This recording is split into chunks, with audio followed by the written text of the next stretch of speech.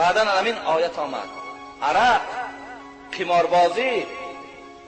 دادر عزیزان امروز لپتاپ بازی دارین، امروز قماربازی دارین، امروز اگروای автомат دارین.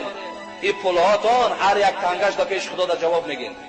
این مردم همه را فساد کردین، این مردم را بانکرات کردین، این مردم را دربدر کردین، این مردم را قرضدار کردین.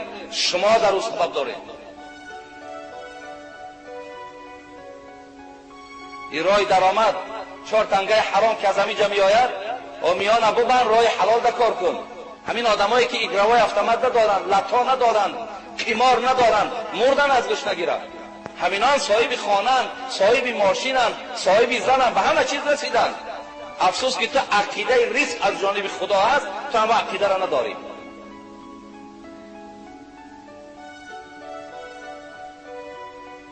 بعدم برادر